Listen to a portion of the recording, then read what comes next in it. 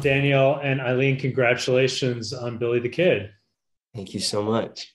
I've gotten a chance to watch the first few episodes and really have enjoyed it. And I think we have a lot to talk about here.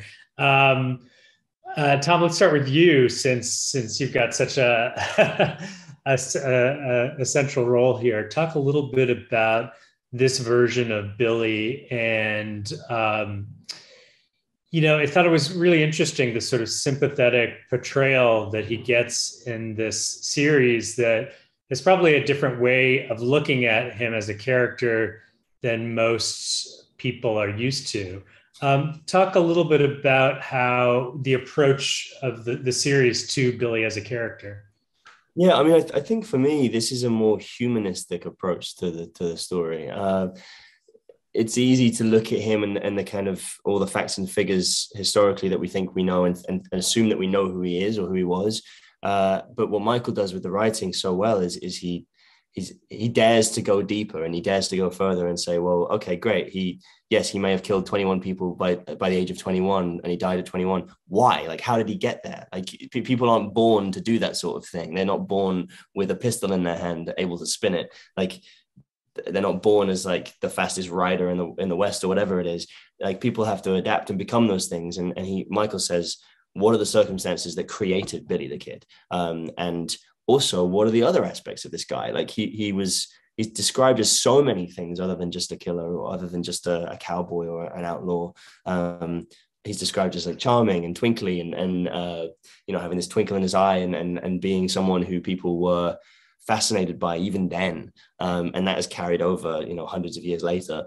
And so I think really what the show does really well, and I hope the audience takes away from it, and I certainly take away from it, is really kind of humanize someone who we've dehumanized a little bit. And it's also, aside from being a Western, it's kind of a historical drama, and it asks bigger questions about what it meant to go West, what it meant to search for a better life somewhere where promises were made but not kept, and what that does to you, what it does to your family.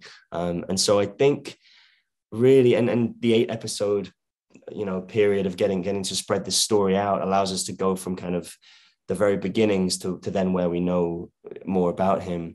And I will say that although, he might seem sympathetic now, there's a possibility that by season 2 or season 3, should we get that far, hopefully, he might become less sympathetic. But the beauty of it, I have a feeling that's coming. I have a feeling that too.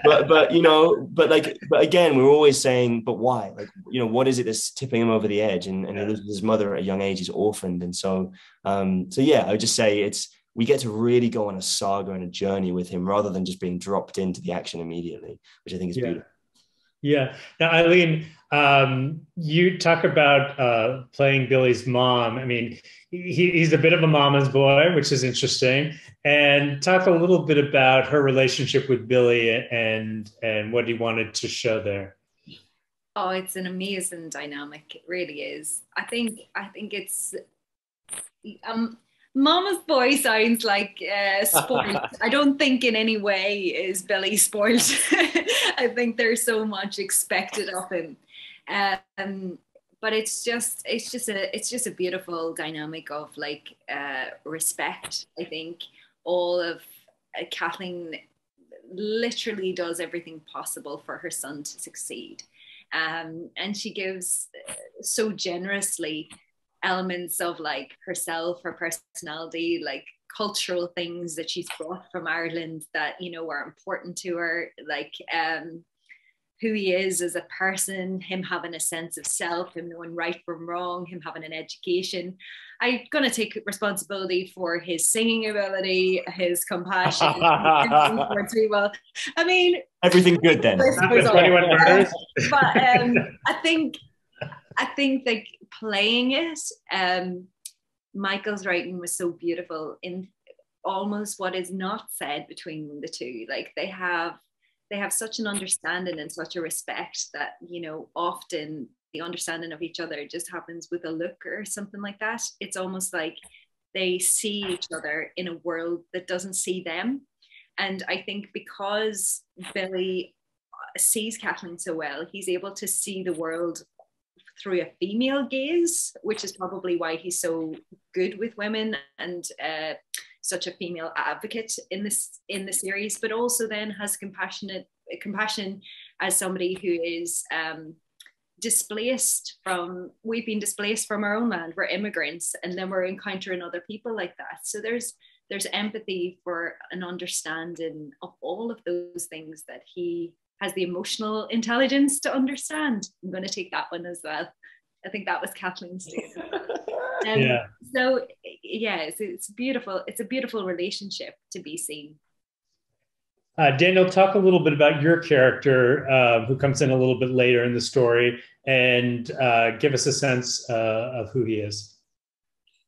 So Jesse Evans is the leader of the Seven Rivers gang.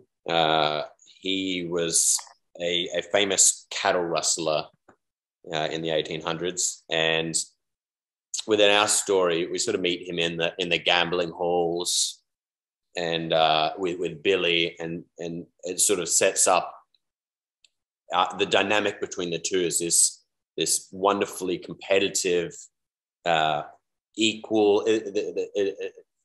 It's competitive physically, but also of the mind, which I think is so beautifully illustrated in that scene. Like they're an equal intellect and capability, but they go on this journey as almost like there's a kinship between the two of them, a brothership that they're trying to just get through this.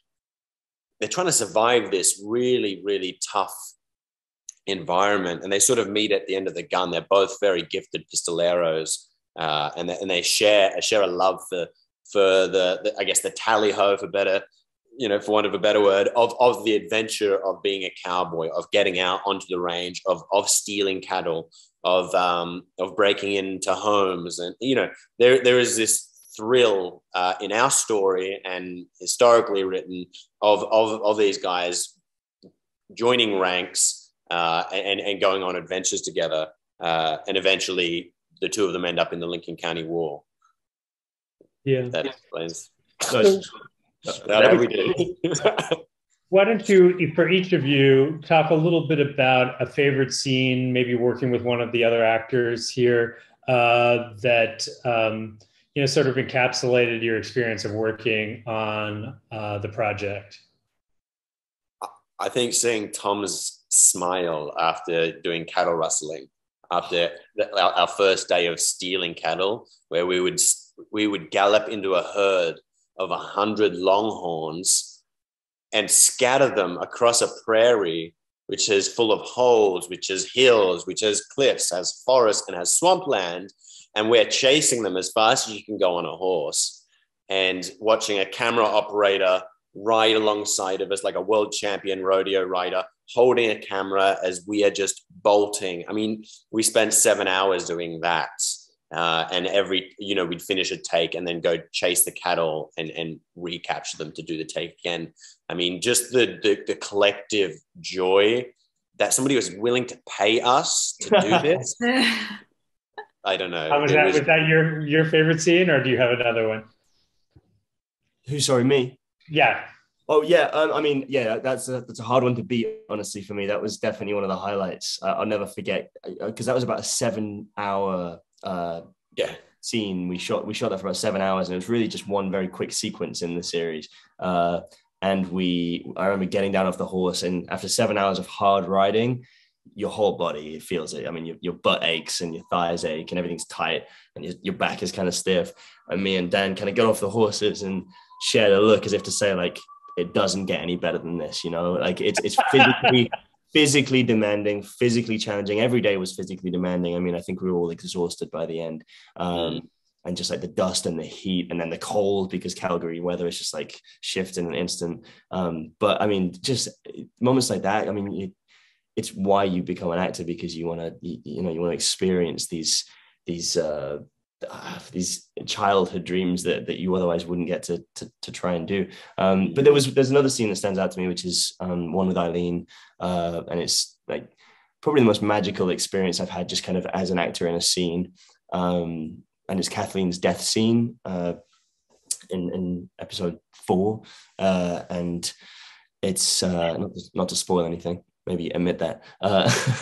Kathleen's death scene where I say goodbye to her at her deathbed, and there's a moment where she sings an old Irish folk song that she sings to him as a child, and without going into too much detail, she kind of grows weak, and I join her in song, and there was this moment where I just forgot I was in a scene. I forgot I was acting, and forgot that Eileen and I weren't related. And I remember feeling genuinely traumatized by it, which sounds awful, but as an actor, again, you're kind of that's what you strive for, you know. And I came out, and it took me a day to get over that, because I felt like I'd lost my mom, and that's how good Eileen is.